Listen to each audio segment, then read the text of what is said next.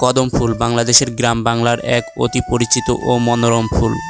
এটি প্রধানত নদীর তীর এবং গ্রামের বাগানে সহজে পাওয়া যায়। কদম ফুলের গাছ দেখতে বড়ই শক্তিশালী। এর ডালপালা সবুজ ও পাতা বড়। গাছটি সাধারণত ছায়া দিতে খুবই ভালো।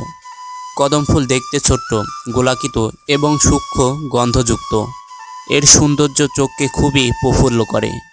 কদম ফুলের সৌন্দর্যের সঙ্গে বাংলাদেশের লোক সাহিত্য ও কাব্যকথায় এর বিশেষ স্থান রয়েছে। অনেক কবি ও সাহিত্যিক কদম ফুলকে প্রেম ও সৌন্দর্যের প্রতীক হিসাবে বর্ণনা করেছেন।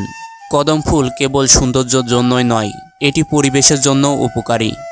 এর গাছ বাতাস শুদ্ধ রাখে এবং নদীর তীরে মাটি ধরে রাখে।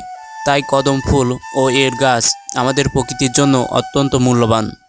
আমার গ্রামের বাগানে কদম গাছ থাকায় আমি ছোটবেলায় এর ফুলের গন্ধে মুগ্ধ হই।